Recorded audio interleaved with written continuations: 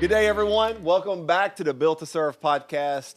We are down in the bayou today, in a place that I've never been in, Pierre, Louisiana. I didn't even know how to say it correctly until just recently, but we are here with Mr. Julius Mabile, one of our ex-employees, but always part of the Performance family, and we're just so thankful to have you, Mr. Julius. Thank you for sitting here to have a chat with us. Thank you for having me. Hey, it's a beautiful location. I have to start by saying, when somebody from Tuscaloosa sees that I'm this far down in Louisiana, they're going to say, "Don't do it, Tori. Don't do it." But this is such a beautiful area, and thank you for hosting us here at your home. I appreciate having you guys. So the Built to Serve podcast is really our way of introducing some of our military personnel, those that are veterans or even active, to our company. And I don't think there's a person that works at Performance that even came here after you retired that don't know the name of Julius Mabile. So why don't you just start off with this? Tell us a little bit about Pierre, and then kind of how, where you came from and a little bit about this area. Pierre is actually a community made up of French, Creoles, and Spanish people for the most part, a few Germans and other things. But it really was found by a guy named Verret. He was a commandant for the Spanish, and he came, and one of his assistants was named Pierre, and they came and discovered this place, although it had been discovered, but for the Spanish government. And anyhow, the name Pierre, the guy wanted to establish his own little place here. But apparently the service had other plans for him, so they sent him back to Vacherie, where their post was at, and Valenzuela, a little old plantation on Bay Lafourche. And the name Pierre stuck, because people ask, what the hell is Pierre? Well, it's a guy's name. And he just didn't get to stay. Yeah. He named the place and then got shipped out. The place actually got settled 1790, 1800. They had a few people here before that, but for the most part, that's about when my family came in. The Mabile came directly from France, and the Blanchard and the Daigle and the Guillard Sage came from Nova Scotia, eventually got here. So it's a phenomenal part of our country, and I think what's so amazing about the United States is that we have such a wide variety of geography or topography or however you want to say it, but it's just a really amazing area. The story is, or I guess what the story that everyone tells is that Performance Contractors was built on the back of Pierre here in Greene County, Mississippi, on the east side. So we never had doctors and lawyers here, but we had some great fitters, and they all came from the Morgan City area. Right. I think your dad said he had worked at McDermott. I started off at McDermott, and 2 or 3 other places before I went to the river. And really, all of our guys were good craftsmen, and we all went to school together, so kind of knew everybody. And people were wanting to leave the oil field, come to the rivers. It's better money, and a little bit better benefits and stuff. And we didn't have any problem recruiting. It looks like if we could get the work, we could get the people. And you didn't have to micromanage these guys. You just kind of, it is, partner. Go make it happen. And that's right. They were all good workers. We all grew up fishing and everything. And we knew how to tie a knot, and weren't good basketball players, but we could do all the other things. But basketball players ain't that. That's right. I mean, a lot of people don't know this, but Julius is a little bit shorter than I am. I'm 6'5", but we're actually twin brothers, and you just don't. It's hard to see that when we're standing next to each other. But you're right. I mean, it's truly an honor to be a part of a community like this. And I think unless you've been down here, which now, like you said, I can die happy now that I've been a Pierre part. But if you haven't been down here, you don't get to look around and see the community that you guys have created, and it's a lot on your back as well. So I give you a lot of that. I was telling Mr. Favre earlier, my generation was probably the last generation to speak fluent Cajun French. I say that because I took French in college and Parisian French. I met a professor around France. We were touring or whatever, and we got to talking. He says, "Man," he says, "you speak the French from 1650.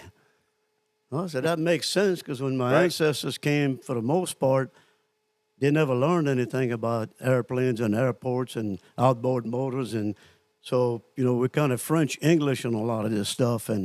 But our community was so isolated. They had one road in and wasn't much of a road. And then, of course, you had water travel a lot. So we stayed isolated for a long time. And, my parents had to learn English. My grandparents, very little English. I remember my great-grandparents, one of them died at 100, the other 103. And I remember teaching my great-grandmother to count to 10, myself and some of the other kids. And she told us a story about during the Civil War, and I did the math, and she was probably 7, 8 years old. And towards the end of the war, the Confederates were coming to recruit. They were taking, if you could walk and chew gum, and her little brother was like 10, 11 years old. So they would get word, and he would run to the swamp with a mosquito net, getting an old stump. And she said these guys there, they had these horses with these long legs, cavalry, Right. And but she said once they left, we'd go get him. But that's how far back it's that's crazy. The Cajun culture. I think if we don't tell these stories, we lose them. And I think that what a phenomenal story that is, and just how different your life would have been and the lives of people in this area if you didn't do that, if you didn't protect them. Right? I mean, it's amazing the ripple effect of different changes and moves in life. You're talking about the Civil War and us going back to a little bit of the military discussion. You had family members that my were in the Civil War. Great grandfather was captured at the Battle of Vicksburg, Mobile, and they moved him like 3 times, different prisons, but he survived 3 years, and because he wouldn't. They offered him, and I know this because one of the leading authors here wrote a book, and that was included in it, and that's where I learned this, And he, but anyhow, he wouldn't commit allegiance to the Union, so they kept him in prison for the whole war, and then they released him, and when he was older, the guy who wrote the book was good friend of mine. He's deceased, but he's one of my good friend's dads. And but had it not been for him capturing that, probably would have lost all that. You know what I mean? 100%. My dad would tell me when he was a little boy, on the way back from church, he said they'd stop and visit with him. He said, all I remember, he had a long beard. And he's a little guy, which not too many Cajuns are big guys. But anyhow, that was a story that could have gotten missed, had it not been for this one local historian that picked it up. And that's kind of what we're hoping to do. We're hoping to do with these podcasts is capture the stories of families that may have gotten lost. So that's a phenomenal story. Have you been to Vicksburg? I have, and I went to that.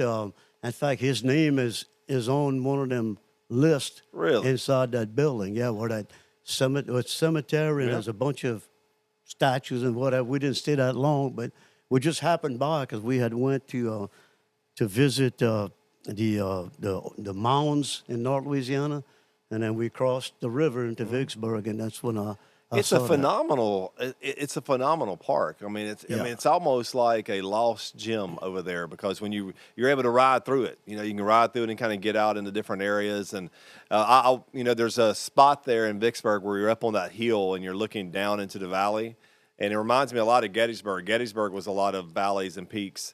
And I try to envision what it would look like, those guys coming across that field. It's hard to imagine war, you know what I mean? But so you say the Civil War, you had family members that were in the Civil War, and then you moving in like maybe the next big battle of World War I and then World War II. You had family members in World War II as well. Had uncles and great uncles. My dad served. He didn't go to Europe because of his back, but he served. And like I was telling you, a good friend of mine, his dad, he and I were real close, and he got shot through the face and the back, and he was a shrimper, and he never told. In fact, his kids never heard the story, and he used to like to drink, and I used to have a sip or two myself. And so we went out on a shrimp boat, shot a bunch of growback. I didn't say that. We made a big old supper, and so we wound up in some park behind some bar room, and we got like Scooter Brown, and we got to talking, and I asked him, and he told me his friend got shot, and all he remembers, he was going to rescue him, and he said he felt some burning, and he wound up crawling under a bridge, and he thought they had gotten overrun, but the next morning, the U.S. found him under the bridge, still alive, and that was towards the end of his 3 years, and he wound up in some hospital, and he got cured. That's you wild. know. That's amazing, isn't it? I mean, as far as off camera on the mic as well, and we talk a lot about the sacrifice that our military members have given, and it's not really just those individuals, which it is, but it's their families as well. But also where we would be as a country, right? Where we would be as a country if those men and women did not do that type of stuff. I was at a World War II museum event one night. I'll just tell this quick story. And actually, I'm so sorry.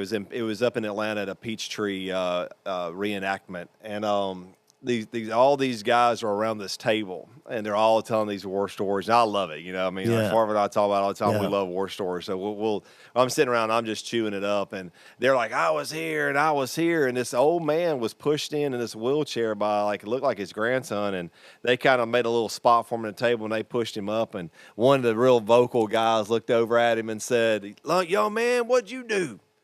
And he mumbled something and couldn't really understand it. And I'm kind of leaning in now. And he said, what'd you do, young man? And he couldn't. He tried to murmur something. And his son or grandson reached in and he leaned in. He said, he was at the second wave of Normandy.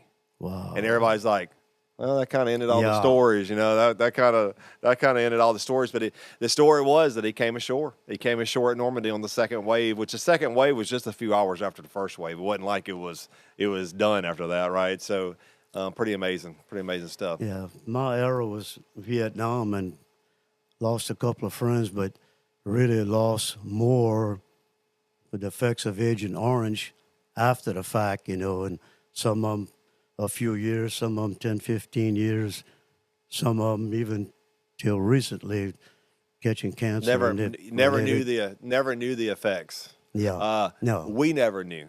Yeah. We never knew. So let's talk about that. All right. So what year did you graduate high school? I graduated in 1967 and really didn't know what I wanted to do. At that time, I didn't want to go to college. I was making all this money crawfishing part-time and everything else. And so a friend of mine comes over one day and says, hey, look, why don't we go to trade school? Trade school, yeah, and drafting. I used to like mechanical drawing in school. I said, that sounds like a plan. So anyhow, wound up going to trade school. It was a one-year course and finished up in about 9 months and ready to go to work.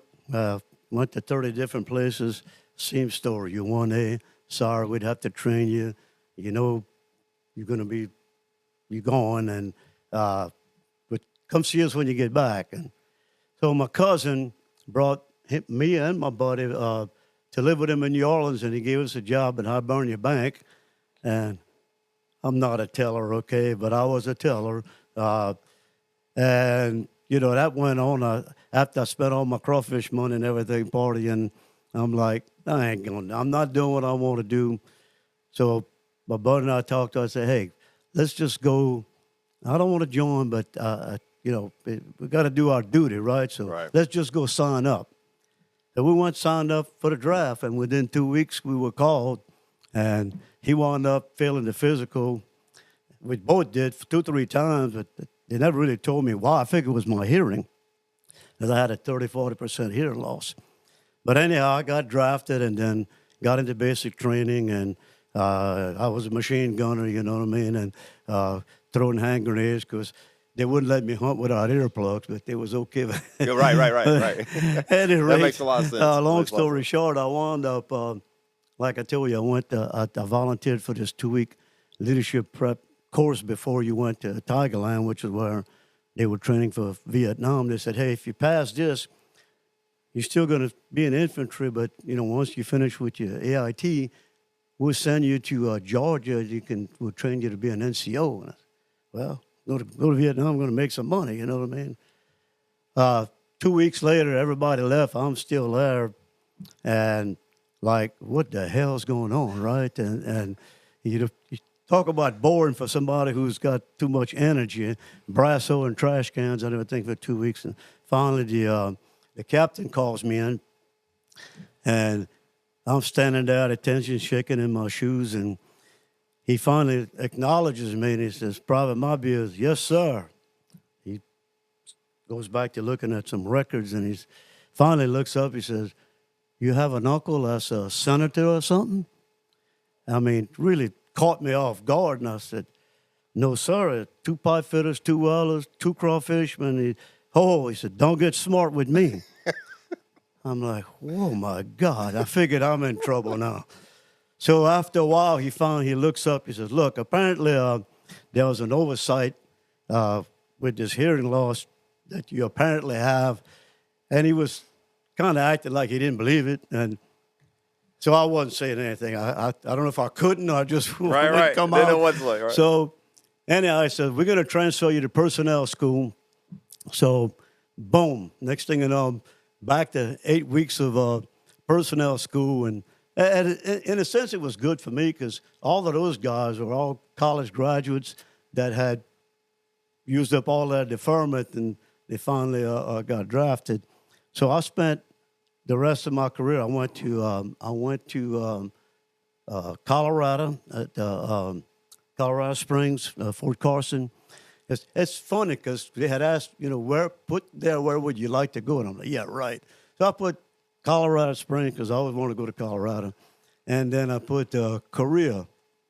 And I wound up leaving Colorado, going to Korea, and spent almost a year there. I got an early out to go to college.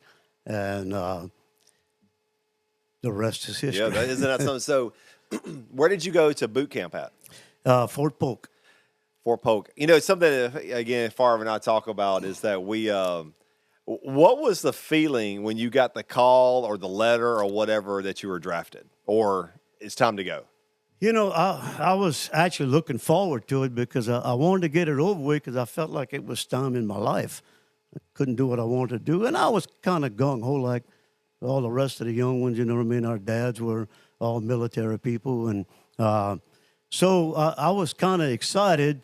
But then, the reality starts setting in, and what have I done? But, take it with a grain of salt. Yeah, Favre, what was the reality when you showed up at boot camp? That was my reality when I came through the gate at boot camp. Oh, it's very similar. What have I done? What have I gotten myself into? Right. So when we were walking around, I'm prior service Coast Guard, so when we come through the gate at Cape May, New Jersey, we flew into Philadelphia, and then they bust us over. And you're like, all right, let's go. You're like you said, you're ready, fired up, ready to go. And when I came through that gate, I was like, well, this is cool. I mean, I'm in the Coast Guard boot camp. This is cool. And I look down the road, and there's these 2 dudes standing there with those round hats on. And that's where we're pulling up to this yellow line. And I thought, oh, this ain't good. This is not what I thought, And when they came on that bus, oh my gosh, they were lit, ready to go. And it was like 4 a.m. The funny story about this, and I probably don't know if I've ever shared this before, I think we got in at 3 a.m. We went to sleep for 2 hours. They had us back up at 5. And first chow line, first time in my life, all right, I'm in chow line. First, I'm in the rear of the line, and I fainted. I've never fainted in my life. I fainted. And I remember looking up and them going, boy, are you okay? And I'm like, yeah, sure I am, And I think it's because of all that, excitement, adrenaline. I've not eaten, and I hit the ground. I don't even remember going out, but I just remember looking up. So. I remember the first day like it was yesterday, and we were 3 or 4 of us from here that went at the same time. And were y'all in the same group? Like yes, you saw them? Yeah, we're all in basic training, and we're standing there at attention, the hot sun, it's mid-April, and it was 250 of us, and they're telling us how the cow's going to eat the cabbage, and all of a sudden, the guy next to me was a good friend of mine. We're all standing at attention, and I'm telling you, like a board, he just, like he passed out, he flat on his face. Oh, no. And none of us moved, The sergeant finally came and picked him up, woke him up and all that. So then we're standing in my other good story. We stand at attention, and here's where my hearing comes in. So they started hollering names, and they kept hollering this one name. Oh, and then no. we're looking around, I'm like, boy, this guy going to get his ass ripped. Excuse the French. And then I could see my buddies kind of snickering. And all of a sudden, when the drill sergeant came close to me and I recognized Mabile, I'm like, oh no. Shucks. So I said, here, drill sergeant. Of course, he walks up to me, you got shit in your ears, and da-da-da-da-da-da-da-da. And game on after that, Oh, my gosh. What was he saying? Was he saying your name, or were he just saying it incorrectly? They were saying, they were actually saying Mobby. Okay. But okay. I couldn't Oh, even you couldn't hear understand it that. anyway. But when he got close enough, I'm like, oh shit, that's me, That's you. So my dad lost his hearing. Excuse me. My dad lost his hearing in a car wreck. And so he went through life with actually just one ear. And I always forget. My mom was like, "You're talking in the wrong ear. You're talking in the wrong ear." But I think he used it to his advantage. If you ask me, I think he kind of turned that toward all the kids. But that's great. So tell me about. So how long was boot camp back then? Boot camp was 8 weeks. Okay. And How about you, Far? Same with you? Was it 8 weeks? 9 weeks. 9 weeks. 9 weeks. So why? Because you failed a week? Just kidding. I'm just kidding. Yeah, he needed an extra week. He needed an extra week for Favre. Mine was 8 weeks, but then I didn't have to go into I didn't have to go to boot camp in the Air Force, luckily. So Yeah. So how did that 8 weeks go? I mean, was it? It went by quick. I mean, look, like I told you, I was raised with a family of 9 kids, and my dad left for the week. My mom was a drill sergeant. And them guys were complaining about the drill sergeant. I said, man, you need to come to my house for one weekend. I'm going to show you what a real drill sergeant is, That's and right. matter of fact, she used to make me do chores before we went to school. We all had our chores. And I had to sweep the porches and sidewalk. I didn't want my friends to see me doing that. So I'd get up an hour earlier, get all that done before they even hit the scene so they wouldn't see me doing the wussy work. That's really funny. That's really funny, man. And your mom was like, yes, I got him trained to get up early. Oh, yeah. It was based off of that. She was the terror of the county. Yeah, Far being our military workforce development coordinator for performance, sees this a lot with our military veterans coming out of the active duty or coming off of the reserves, trying to come into our field. Tell me about the transition from your military duty from Colorado Springs and Korea. Before we do, let's talk about Korea. How long did you stay in Korea? I stayed there about 11 months, I guess. Okay, how was that time in Korea? It was good. I was in personnel, in an office, and the Rock Armory was stationed right next door to their barracks, and they were disciplined. And I remember watching them, at attention, and the guy would come over and just knife hand guy in the chest, and he'd fall over, and then he'd bring him up, he'd come right back to attention. So their discipline was even tougher than probably ours to some extent. But, I had it good. I got to travel around there, and we did our jobs. And I got into we had a private instructor used to come to the gym every night. And I wound up getting my first degree black belt before I left, because we do it every night, which kept you out of trouble. And there wasn't much to do in town and stuff. So I remember one time we went to Seoul, Korea. I just got into country, and some of the guys were teaching at the university at night, teaching English. And so they took me to a dinner with some girls and everything. And we're at this Chosun Hotel, a big old fancy hotel. So I said, man, where's the restroom? I said, oh, right over there. It's kind of open thing, and people walked in. And so I go in there, I'm doing my thing, and these 6 little girls walk in. I'm like, oh, my God, I'm in the wrong place. And, you know, I come out of there, they're laughing at bus. Say, y'all sent me in the wrong one. I said, no, everybody uses the same one. The girls go in the stall, and I'm like, oh okay. My gosh, that's so that was a great. different experience, you know. That's a great. Yeah, I was in Germany, and they had a public restroom, and there was like 4 stalls. I mean, excuse me, 4 urinals, and I'm like on the 4th urinal, doing whatever. And this lady comes in. I'm from the South now. I mean, I know you're in the South too, but I'm from the South, right? She comes in and starts cleaning the urinal beside me, and I'm like, hey, you gotta get out of here. I mean, I gotta use the restroom, but it didn't quite go as well as I wanted it to. We had one scare when I was there, because when I first got there, we were not far from the DMZ, and the North Koreans had captured and boarded one of our ships called the Pueblo, and this would have been in 69, 70. So they had a big old ordeal, you know, and we, next morning, you know, they issued us our rifles and ammo.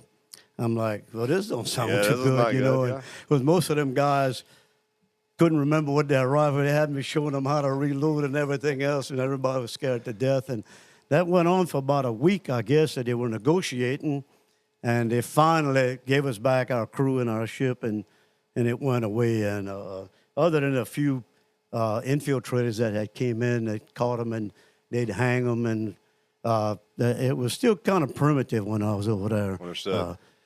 You were talking about karate. Was it Taekwondo or Taekwondo? Yeah. So did you make it to black belt? I did. Come on. I did. We was working 7 nights a week, and I broke my metatarsal or metatarsal in both hands and both feet. But he'd never let us miss a night. We'd have to work out. When it was my feet, he'd make us wear combat boots. And every night when we was finished with the workout and the training, then we'd go into the weight room. And they had this post, and this instructor would beat on the post, and his big calluses on the knuckles would crack, and his blood was coming down. But these guys were serious. This is a real deal. It was like a religion to them. Right. But, you know, it was something to do, and they're good exercise, and I enjoyed the hell out of it, and it was fun, you know. And so, if I'm sitting here and I'm looking and watching this podcast, I'm thinking to myself, did you ever have to use any of it? Not really, to be honest with you. Is that nice with your kids? It's nice to know you got it, you know, right. and it gives you confidence and all that. But I think it makes you realize, I don't need it. Because a few times when I came out on leave, one time there was a little skirmish, and I was able to talk everybody down. And I might have been afraid before, you know, but it gives you confidence that. Right. Of course, that's probably overconfident. Right, you know? right. But and I even opened a little school when I got back for a couple of years, and then I gave it up because workaholic, you know what I mean? Well, I think I took 3 years of Taekwondo, and I was probably 100 pounds at 6 foot. I don't know how tall and skinny I was. Probably wasn't the most.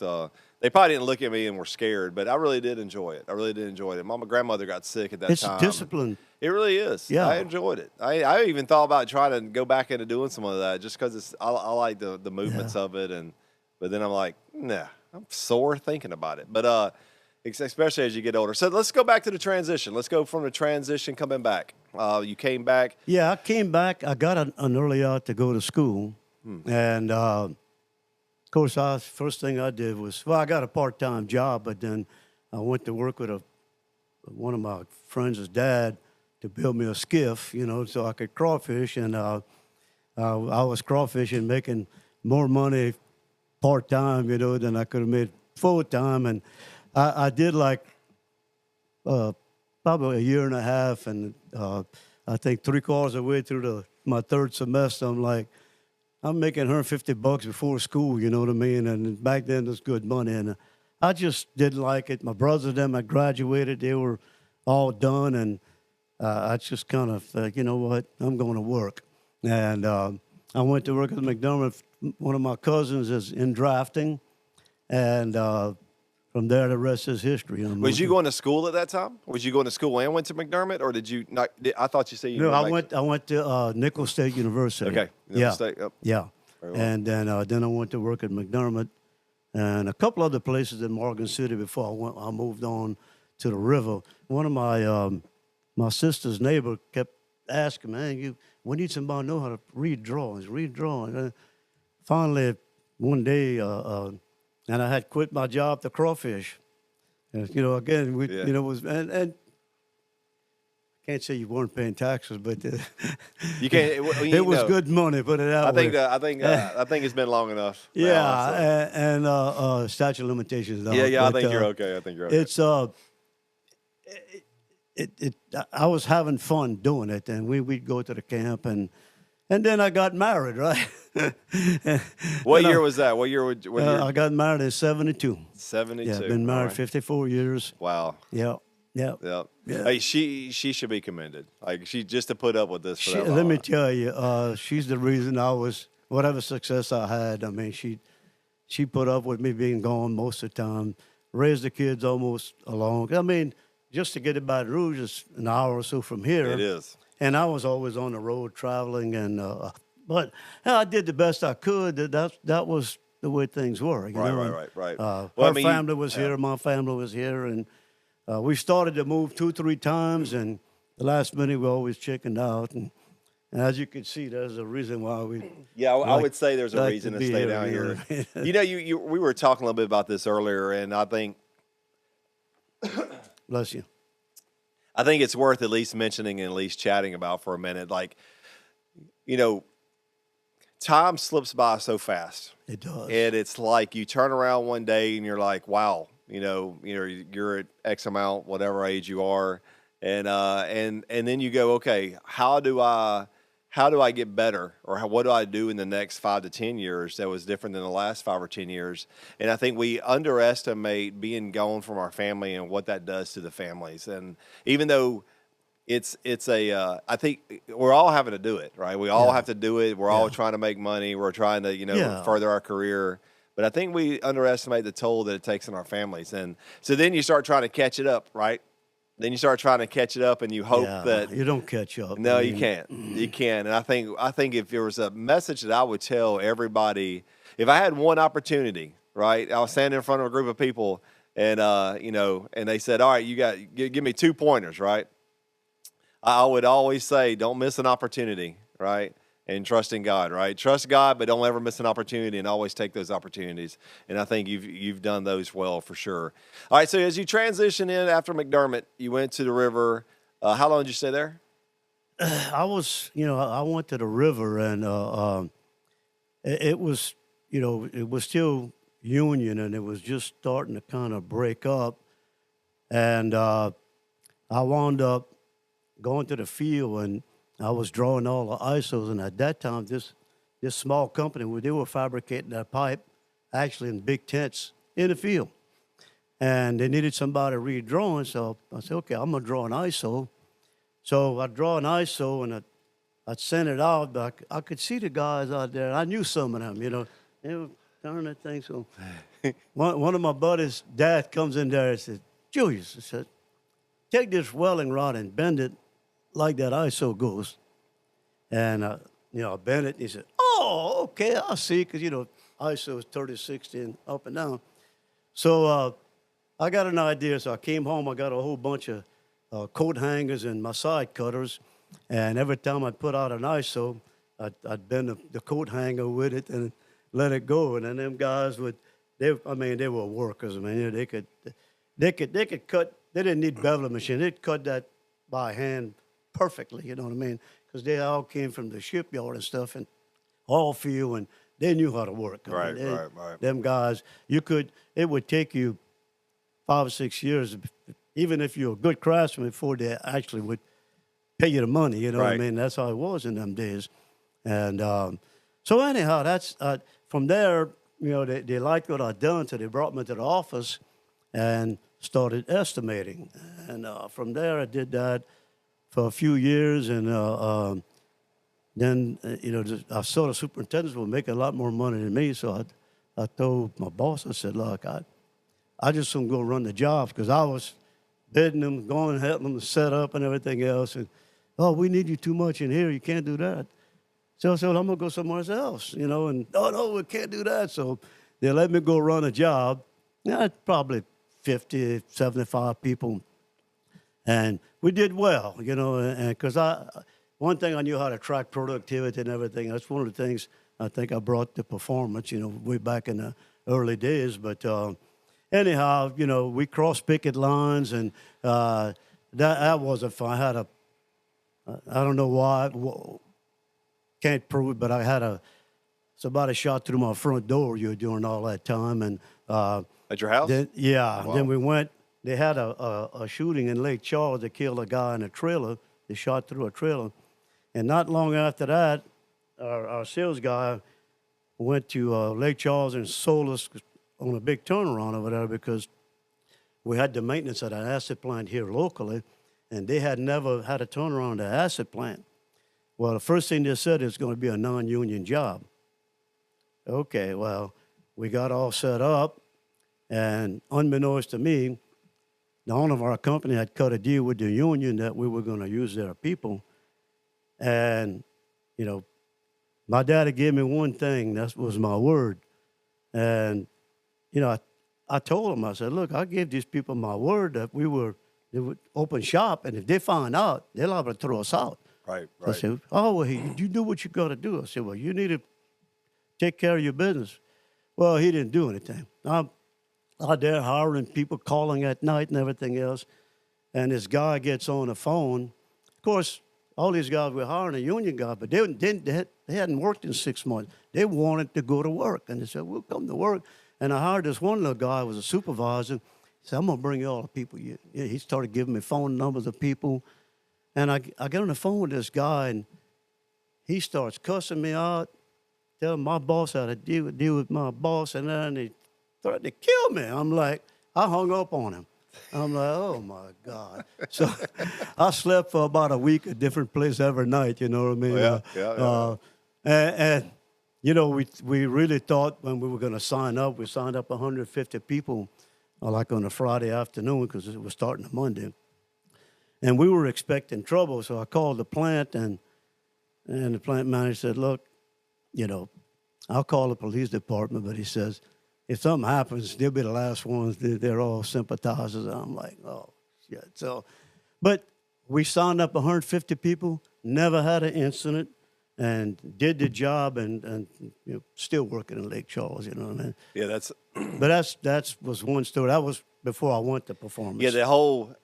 excuse me. The whole non-union and union divide, watching my dad grow up through all that, and luckily we're not having to deal with that as much today as we once did, but just watching him having to crawl. He was a truck driver for many, many years, and watching him have to cross the picket line and the things that were thrown at him and things that were said to him. And my daddy was like, I'm not even working for this company. I'm just a truck driver, right? And I remember the toll. I mean, Daddy didn't show much emotion. So it wasn't like Daddy came home crying, but you could see it. You could see that it took a toll on him, took a toll on Mama. It just trying to figure out how to, maneuver all that. You know, we were chatting, and before we get into your performance career, which, spanned a few years there, but we were talking about mental health earlier, and Julius, many, many years ago, we had a conversation, and I'm pretty sure it was while we were in Houston at some point, traveling together. I think at one point I'll tell this story, and I don't know if you remember this, but I do. You, Art, and I flew to Houston, and we got off the plane, and Art got into the driver's seat. You got into the passenger seat, and I'm like new. I'm like, I'm getting in the back seat. Later on, I was told, don't ever let y'all do that. But I didn't know that at the time. They always said, if you look noticed you didn't let me drive. Never let them drive. And I said, well, I didn't know. And first of all, I was too new to jump up there. And they said, if you ever look at Julius's car, he's got coffee stains everywhere from where he spilled coffee. Don't ever let him drive. But so Art's in the driver's seat, you're in the passenger seat, and we come up to this red light in Houston, and while I'm telling this story, at the same time you and I had this conversation, but I'll come back to that. And we're in the left lane, and it goes into one lane after the light.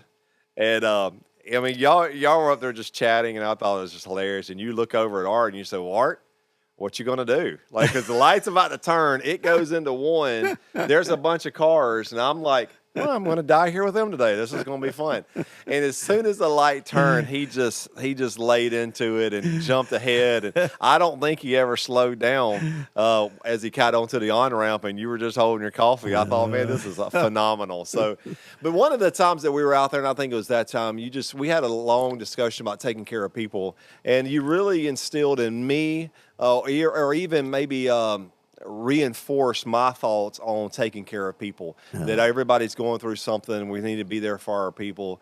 Let's talk a little bit about mental health. And I know that's kind of one of those trigger words for a lot of people right now with mental health. But, some people I think have overthought it. I think we're all going through things, and there's things that we could help people go through, even as we do in performance. Tell us a little bit about what maybe you've gone through in life and how you've overcome some hard times. Well, sometimes the worst thing that ever happened to you is the best thing ever happened to you. And before I went to performance, I wound up running the small company, and being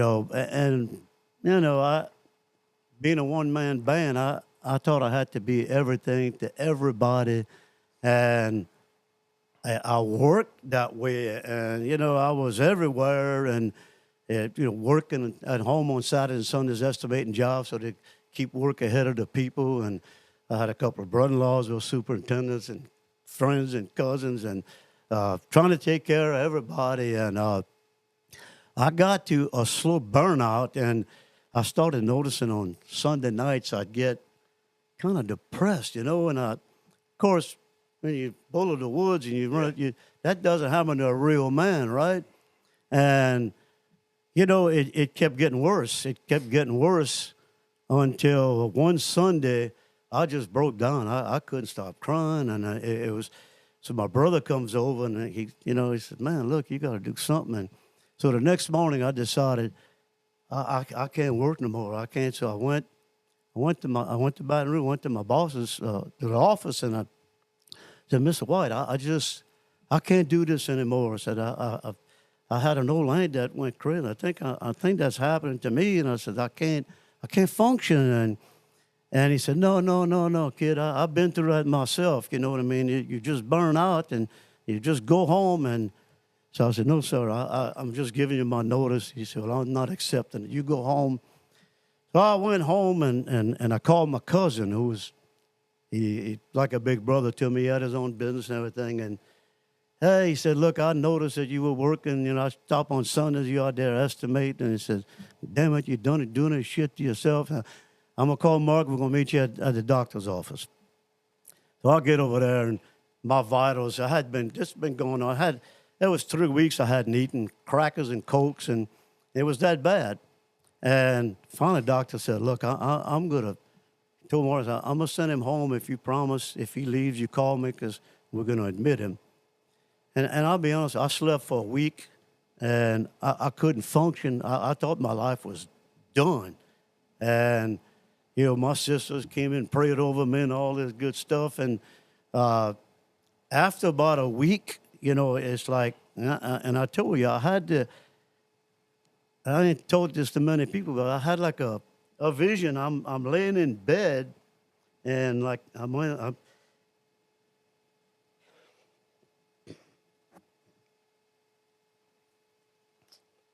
that's how bad it was.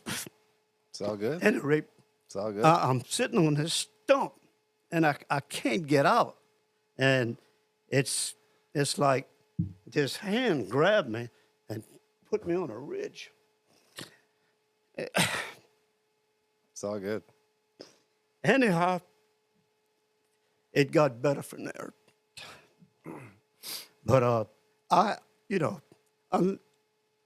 unless you experience that, you don't know. So, from then on, I was very sympathetic to people that when I thought they were in a bind or, going downhill, I was looking because I could recognize. I knew the pain, the suffering. I fell off a scaffold 20 feet in the air onto the concrete. And I was all busted up in rehab for 9 months, mashed my wrist, popped the rib, busted my bladder, broke my pelvis in 3 places. And that was nothing compared to that experience I had when I got that burnout. It was, like I said, sometimes the worst thing happened to you is the best thing. But I think it prepared me to do the things, to continue fighting unions and all that good stuff. And I got emboldened after that. And I figured that didn't kill me, nothing's going to kill me. Right. You know what I mean? And right. And eventually the company went out of business in a firestorm. And, you know, one of the owners had embezzled money, we found out. It was a bad situation, but that's when I wound up, you know, we wound up selling the company, bringing everything down, sold all the equipment, got out of the bank note, and that's when I went to work for Performance. Yeah, it's a great transition into where we're doing at Performance, and thank you for sharing that story. I know there's somebody that was for, and somebody was like, man, I've been there, or I'm there, and I think, if you've not been there, it's really hard to know. But what we can do is hear the stories of those that have been there and help those that are going through it. And I think that many times in life, people have been at their wits' end. That's it. That's all they got. Wicks end. It's Wicks. But they just needed a time. They needed somebody to come alongside of them and just say, hey, it's okay. We're going to make this. And you're trying in times of dire need. You're in times of at the last, this is all you got, is to create time, which allows you to make a little bit better decision than doing something that may last forever. And so thank you for sharing that. As we transition, though, kind of into Performance, I know that there was never any stressful times at Performance, so I'm sure that was a great run for you. How many years did you spend at Performance Contractors? A little over 30. A little over 30. I told you that story that we're all around the table, and they were all saying how many years they had been there. And I looked at Art, and I said, I got here as soon as I could, Art. That's right. He got a kick out of that. That is right. That's right. Great people. I can't say enough about Art Farr and what, he meant to me and my family. And, Kevin and Brent and Lee and Willie and Dennis, Christian, and I can go on, and LaDon and Matt, and all great, solid people that had one thing in mind. I'll be honest with you. I think sometimes you got to get low enough to where, and it's still painful to talk about that for me, but it allowed me to help a lot of people, to be honest with you. And I never, that was always back in my mind, but whenever things got a little too tough, I knew when to back off. That's right. You know what I mean? And, that's right. We built, the biggest job we done, I was only there a few years, and we were doing $60 million job, and here we bidding a $60 million lump sum job. You're right. I'm like, you got to be kidding. And which, we're all gung-ho. We going out there to sign the contract, and, Art's all pumped up, and, I'm trying to act like I'm pumped up, but I'm like, hey, I'm the one got to get this thing done, myself and my buddy Gerald. And, but Art was always fearless also. I mean, he calculated, very intelligent guy, but, he knew the number, he knew his numbers, he had confidence. And we all did, okay? And that was the thing most impressed me about Performance. It was the estimating system, and the system that we had built, tracking jobs and productivity especially. We knew productivity every day. We tracked it. You fear what you don't know. If you know where you're at, then there's nothing to fear, right? You got control. And that was one of the big successes for the company. I mean, we did it on the small jobs, and as the jobs got bigger, we done the same thing. And matter of fact, that we wound up getting that $60 million job. It was built in modules, and my friend and I, Gerald and I, had to spend a lot of time in Houston, and we were bidding against 13 Brown and Roots at the time. We were a big. nobody. Right. And like everybody, like, what are you doing here? You know, and You guys a subcontractor? Y'all a subcontractor? Yeah, they were saying, all these guys saying, well, you know, you build these mounds, you have to put all these field wells and everything. And the head of purchasing, which I knew him well, and he looked at me and said, Julius, you're not saying much. He says, you agree with all that? I said, no, sir, I don't agree with that. I said, we built platforms. I said, we sent them, you know, offshore. We built boats. You know, everything prefab put in there, and there's no reason to put. You might need a couple of field wells here and there, but I said, if a man knows what he's doing, he knows what point A and point B is, and he can't go from point A to point B, you got a problem. And you could have heard a mouse come through there. And I was like, oh, I probably spoke out of turn, you know what I mean? Yeah. But anyhow, we wound up getting the job, and we built this little yard on the side of the plant.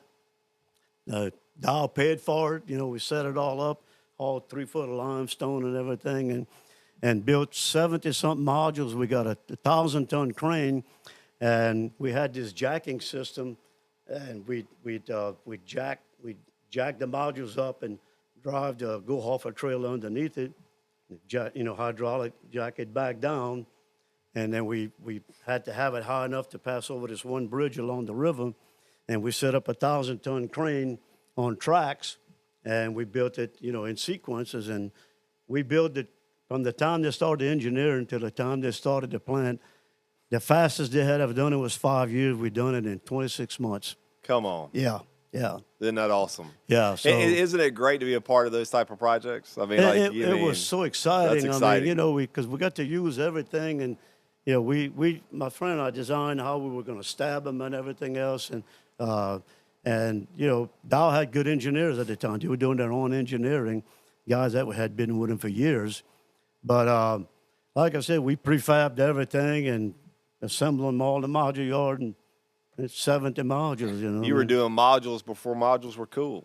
Yeah, exactly. Seriously. That had never been done in the Right. Gulf South. Yeah, did it up north. Right. But it had never been done in the Gulf South, other than offshore fabrication and stuff. And really, there were even bigger modules.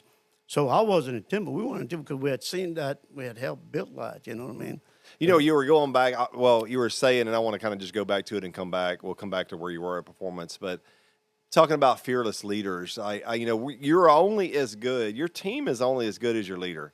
And I know that there's great people that do a lot of great things, but it all starts at the top. It truly does. When you look at your leader and you don't trust them, if you look at your leader and you don't believe they have your best interest in mind or the company's best interest in mind, it's not going to be good. It's not going to be good. And you speaking about Art being fearless, I think there's a lot of testimonies to that.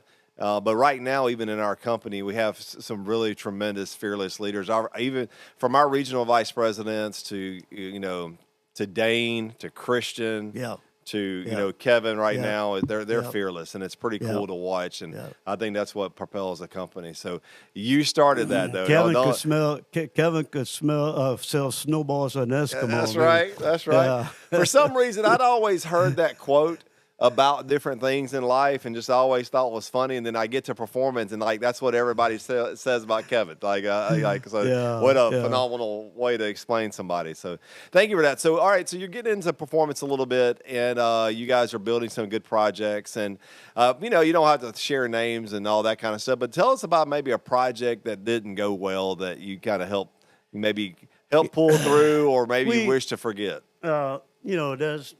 You're always going to have those, right, and how you handle them. But the first one experience I had with that is, we were doing a job in Houston, and the Houston office was still a little young, but one of my guys convinced me that this one person should be the superintendent, and he was a great guy, but I thought it was a little over his head, and against my better judgment, I allowed it to happen, and then we had to come in and kind of help rescue, and we lost a little bit of money on the job, and that was like for me one of the biggest insults. It hurt my pride, and so I come in from Houston by 9 o'clock that night in Baton Rouge, and Art's still in his office, so kind of meandered out there, and like Art, man, I'm not to tell you this, but I think I'm gonna lose money on this one job, and hoping for I asked you or something, you know what I mean? And he just kind of looks at me and he said, "Well, Julius, if you can't do it, I sure can't. So you just go keep doing what you're doing." There you go. So there you go.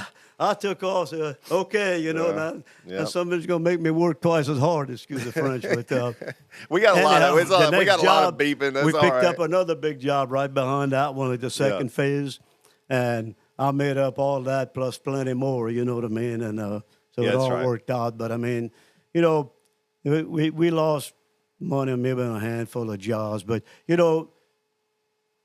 we would do whatever it takes to keep a client. And I did just one job where we'd been working for this one guy probably 15 years. The guy brought us to Lake Charles, and he'd give us job after job after job, and they transferred him to Houston. We was doing this one. He wanted us to go do this job. It was a lump sum job, and we were making plenty of money on it. And he came up to me one night and said, "Julius, I need some help, man. I need some money back." You know what I mean? And I need some money back. Yeah. He said, "Look, I wouldn't ask you. I know how you are," but he says, I said, "Look, man, you've been great to us." And so I wound up giving him a good chunk of money back, but we still made plenty of money. Right. But, he had worked us for 15 years and given us all his work. And I didn't have to ask Art, you know what I mean? And he probably didn't like it, but he understood, you know what I mean? And but that's who Performance was, you know what I mean? Our clients were our friends, you know what I mean? And I wasn't going to do anything to a friend, and they knew after they done one job with us, they knew who we were and how we were, and we were going to take care of them at all costs, and Well, it's about those relationships, right? And we talked about that earlier. Yeah. Let's talk a little bit about the relationship side of it, because, I think it's a little bit of a lost art right now, because it's just so money driven, and of course you understand the money part of it, but the relationship part is so incredibly valuable. Even just as recent as last week, we went out to eat dinner with some of those personnel on site. You can't fabricate that unless you're off the job site. You can't even create that kind of relationship unless you're off the job site getting to know each other. Tell us a little bit more about how relationships may have affected your career. Yeah, and Kevin had a good saying that, people do business with who they like. And it's true, you know what I mean? And you got to get them to like you. It's difficult with some people. Some people are not very likable, you know what I mean? But everybody has a button. And sometimes it takes longer to figure out which button to push. But I never had anybody I couldn't get along with. And sometimes it's expensive, you pride a little bit, and but you figure it out, because that's what you're getting paid to do, and that's your job. No different than in the military, you know what I mean? You every shot's not going to be called the right shot or the holy shot, and we all do things sometimes we're not especially proud of, but we do them for a reason. And, that's how we built Performance, you know what I mean? And we never had to steal, Art never asked me to take anything from anybody, but it's okay to make a profit. Right. And when we beat everybody else, we made profits on our job. We didn't have to beat them to death. Now, we didn't give nothing away, but we gave them a good job every time. That's right. We had a lot of pride. Our people had a lot of pride in that, and look, Art from day one empowered me, and that goes downhill. I mean, his deal was, low overhead, everybody wears a few hats, and you got a problem, I'm here, go do what you got to do, you know what I mean? And, boy, that fact, that was one of my stipulations when I came to Performance. I'm a little strange. I like to do my thing, you know what I mean? And as long as you're making money with Art, you know what I mean? Keep it between the ditches. That's right. But I love people, and I come from a family of 9 kids and took care of the younger siblings, and I enjoyed helping people. And that's Yeah, that's right. Who I am, I guess, you know. Yeah, that's right. So 9 children. So how far away from where we're at today did you grow up?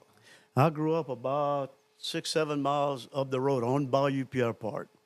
Bayou used to look a lot bigger then, you know what I mean? Right. But man, we had boats, and we had one of these little inboard putt things, and you put a gallon of gas, and you could ride for 2 days. You know what I mean? And Yeah. It didn't go very fast, but steady.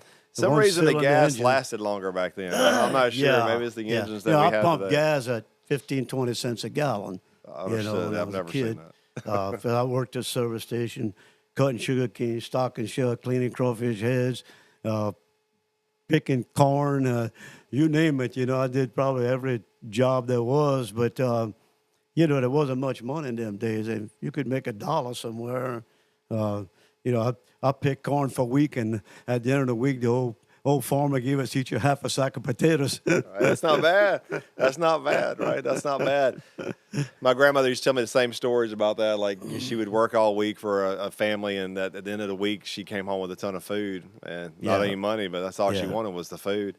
You know, as we start to wrap this up a little bit, Julius, and again, I'm just so thankful for you. Let's talk about one last subject, and we kind of hit on a little bit earlier while we were talking, but as we get older, things change, right? Yeah. The way that we see the world, the way that we see people, and let's just chat a little bit about that. Let's chat about the families, and I know you're an extremely proud guy, and as you were talking earlier, something that you said, you know, you've been burying a lot of people recently, and let's just chat about that. Well, how does it feel, or what has changed in your life as you've gotten a little bit older and now you're in retirement? You know, just with the performance picture, I mean, towards the end, the guy was said, Julius, you don't need to walk the job. I would almost get upset because, you know, it was productivity and, you know, these big jobs and safety and these big jobs just move slower.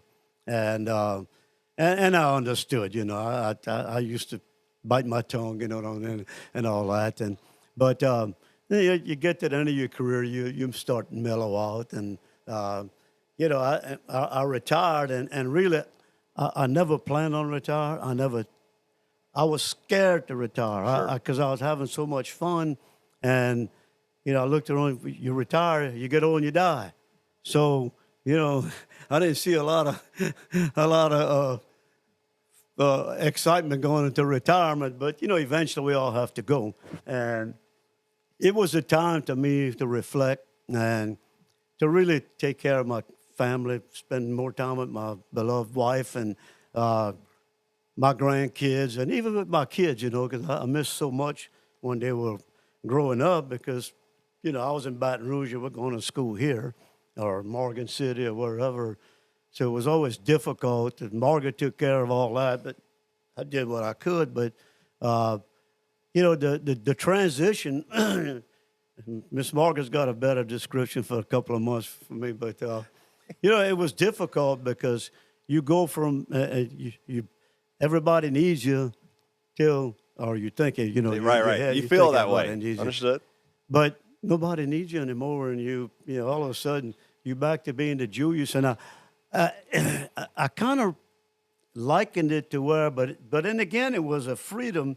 When I came out of the service and went to school, I had all this time, you know, 2-3 days a week of school. I was crawfishing, and it was like the life of Rada, because I'd leave the camp and come home, take a shower, and go to class, and go right back to the camp and run my trout.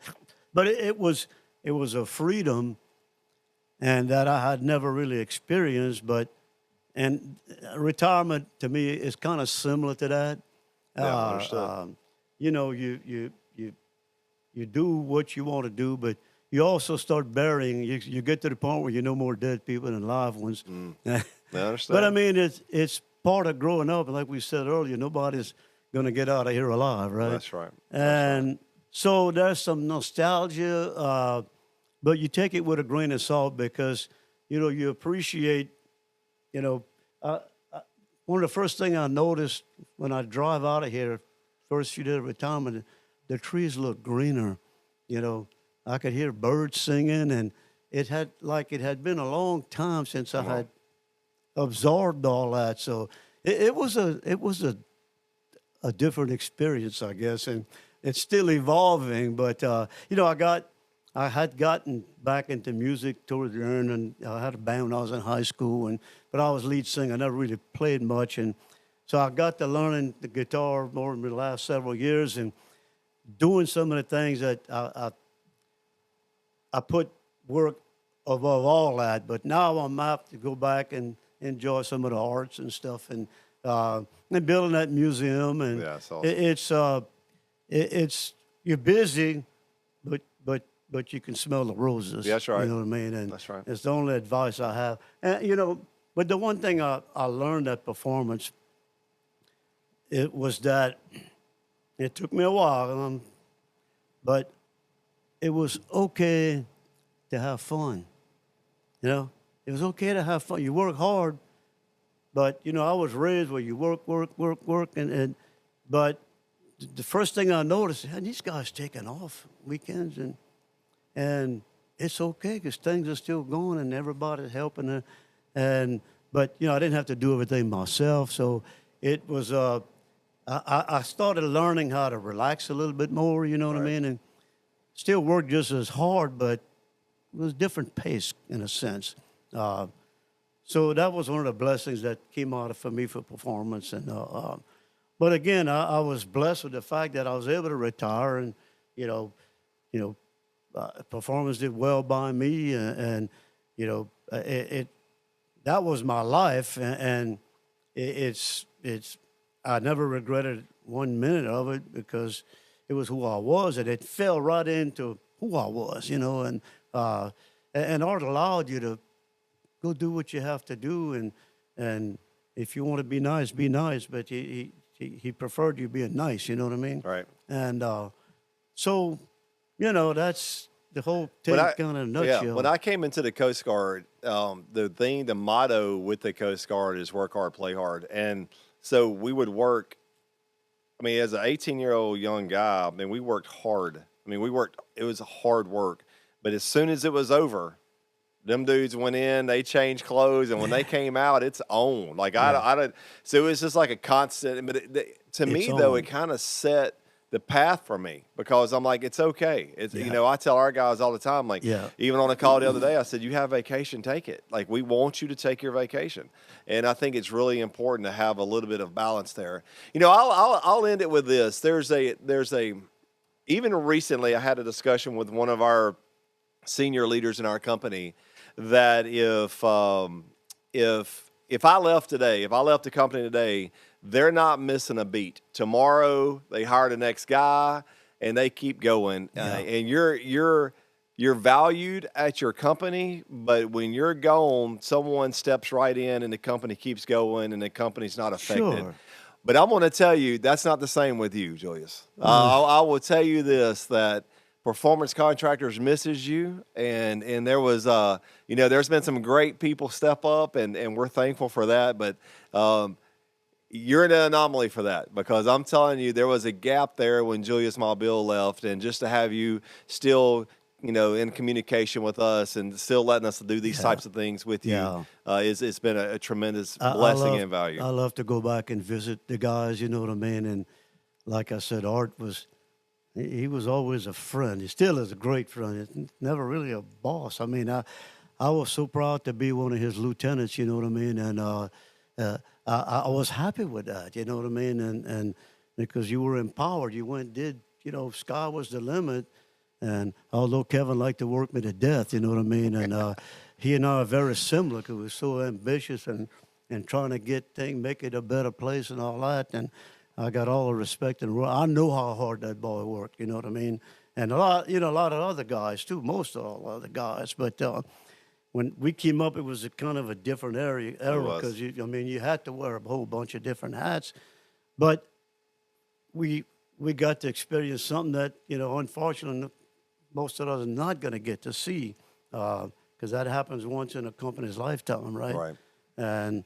But again, I got no regrets here, and if the good Lord would say, hey, you want to start all over? Hell yeah. Let's go. Let's but go. I mean, it'd probably do a few things different, but, Yeah, you know, we understood. all live and learn. My daddy had his famous last words, live and learn how to live. You know what I mean? Right. That's right. This time has changed. Yeah. Well, I wanted to give you a couple things. We wanted to give you one of our Performance Military Proud U.S. Veteran hats. Oh, awesome. And just so Awesome. thankful. I also brought you something a little bit personal for me. This is one of my coins, my personal coins, and it's maybe be the only Air Force coin you got, but I wanted to give you that. You know, I chaired the American Legion for a couple of years also, and still a member of Post 328 and Forgotten Country, right? That's right. You know what I mean? But That's right. we're all proud of our service, and we were blessed to have the opportunity to do that. And you know, it's you pay, but you get back tenfold, right? And for me, that was one of the best educations I could have asked for. Right. It really helped set me up for a lot of things in life that I might not have had the courage, you know, to overcome had I not done all that before. So, Well, at any rate, yeah, you're a huge blessing and honor just to be here with you, man. I love you very much, and I appreciate just taking the time to do so. But for us at the podcast here, thank you for tuning into the Built to Serve podcast. We love you guys, and we'll be standing by.